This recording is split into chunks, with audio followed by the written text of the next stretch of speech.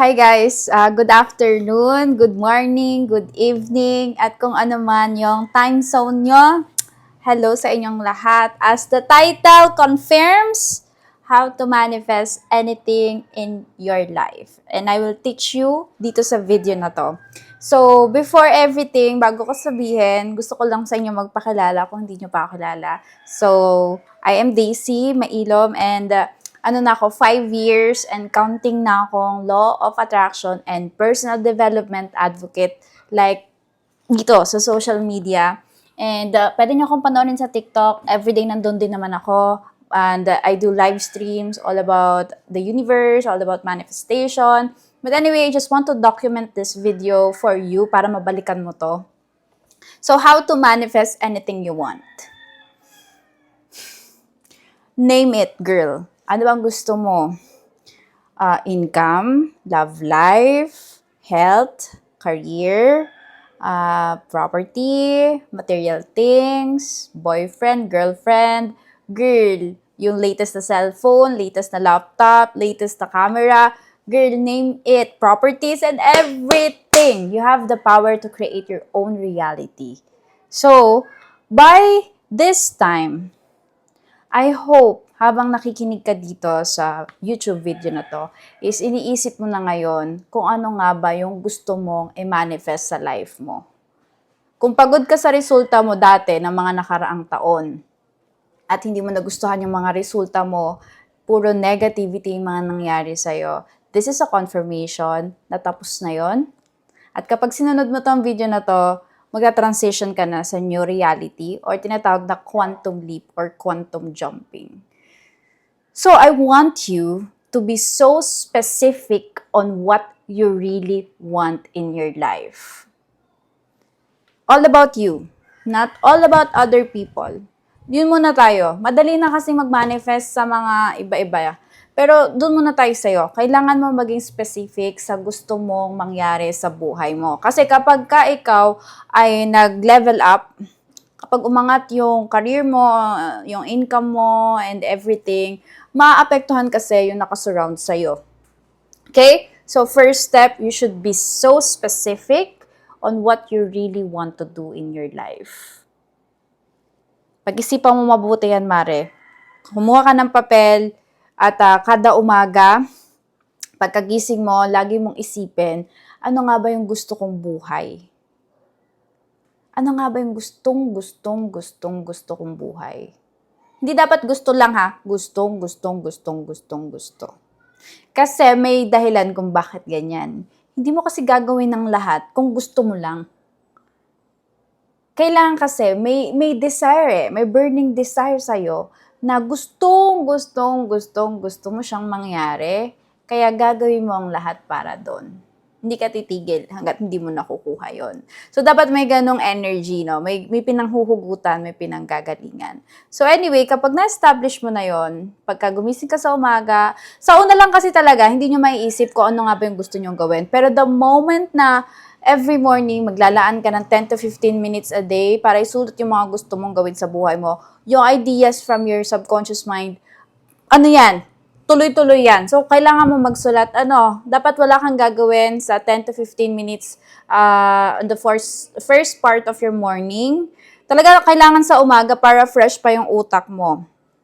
Okay? So, kung magawa mo na yon, pangatlo, at meron ka ng mga details, alam mo na yung gusto mo sa buhay, the third thing should be, you have to ask God or the universe.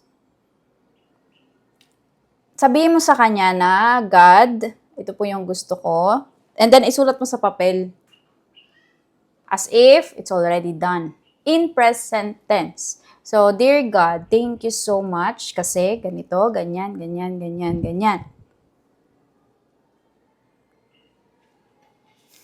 Hindi ka pwedeng mag-ask kung hindi mo naman alam yung hinihiling mo. So, kailangan, bago ka humingi ng tulong kay God or kay universe, kay Jesus Christ, kay Lord, kung anong tawag mo sa Kanya, dapat alam mo, as in, alam na alam kung ano nga ba yung gusto mo sa buhay. Like, super specific, super detalyado. Kung ano man yon, hindi ko alam, Mare. Ikaw na ang bahala dyan. lagyan mo ng date kung kailan mo gusto i-accomplish, at write it down as if nangyari na siya. And then the third thing is you have to feel. You have to feel as if ikaw na yung person na nakuha yung sinulat mong yon or yung dinideclare mong yon. You have to feel the emotions. So kapag bago ka matulog sa gabi at pagkagising mo sa umaga, dapat ramdamin mo yung emotions as if it's already done. As if okay na lahat. As if may solusyon. As if everything worked out for you. As if the universe conspired on your favor already. As if nasa sa kamay mo na yung matagal mo nang hinihiling. Alam mo yun?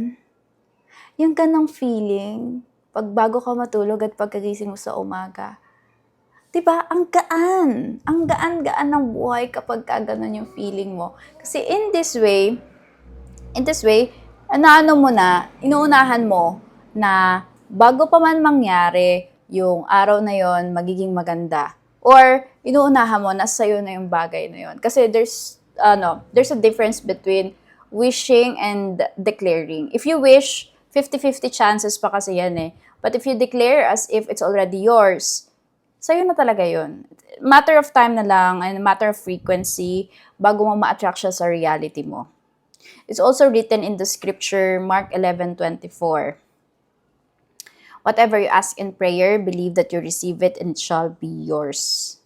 Tama ba? Yung Mark 11:24. Hindi ako religious person but spiritual person ako. I study different religious books and then pinagtatagpi-tagpi ko yung connection between them. But anyway, yeah. So after that, after you feel the emotions and you declare bago ka matulog at pagkagising mo sa umaga, the last part is you have to detach from everything. You have to let go and you have to let God do the work for you. If you already applied those steps na sinabi ko sa'yo, then you have to let go. Let go of all the doubt, all the worry, all the stress, all the negative thinking, overthinking. You have to let it go. Girl, sorry naman. Maingay sa labas, okay? Pinost ko yung video. Okay, continue tayo. You have to let it go and then you have to believe and have faith that it's already yours, no? So, hindi ka nagigil sa pangarap, sa manifestation, and everything. Kasi nga, alam mong sa'yo na yon. Alam mo nang matter of time na lang makukuha mo siya in reality. So, you have to detach. Hindi gigil, hindi uhaw, hindi sabik na sabik. As if natural na sa'yo, yun na nga, ang ingay dito. As if natural sa'yo yung manifestation mo, as if nandun ka na, as if ayan na, nasa harapan mo na, as if nahahawakan mo na, as if yun na yung career mo, as if yun na yung income mo. So, in this way, pag natapos mo na lahat ng sinabi ko, congratulations! Kasi 100% assurance na kung ano yung gusto mo, kung ano yung lagi mong iniisip, at kung ano yung dominating energy, thoughts, frequency, and vibration mo 24/7, at yun yung magiging reality mo. Imposible. Kasi guys, universal laws ang pinag-uusapan natin.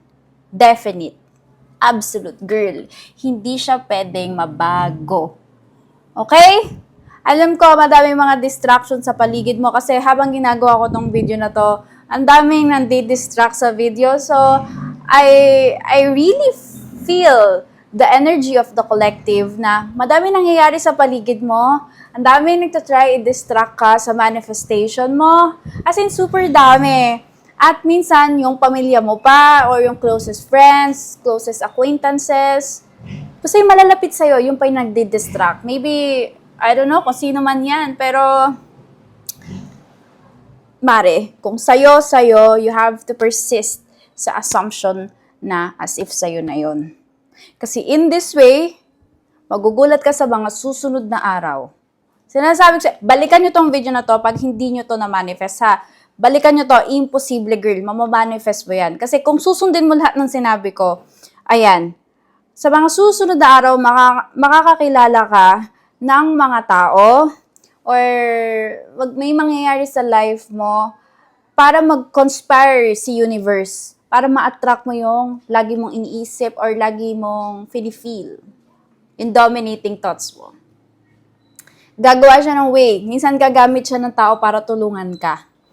Para maging totoo talaga lahat ng gusto mo sa buhay. Promise, once na nyo to, magugulat talaga kayo. Tsaka ma-amaze kayo, ma-excite kayo araw-araw na ang daming plot twist, ang daming surprises ni universe. Basta, kailangan lang mag-focus ka din talaga dun sa assumption na as if sa'yo na yon, as if nangyari na siya. Kasi kung mabilis ka nga ma-distract, sabi ko nga sa inyo, ang dami nang di-distract sa inyo, nafe-feel ko sa nanonood ng video na to, talo ka. Hindi talaga, magkakaroon ng delay sa manifestation if mabilis kang ma-trigger, mabilis kang ma-distract, sensitive ka, emotional ka, all those negative emotions, negative traits, negative attitude, talo ka. Matagal yung manifestation. Kung mare, kung gusto mo may mangyari ngayon, after mo mapanood yung video na to, sundin mo na lang me.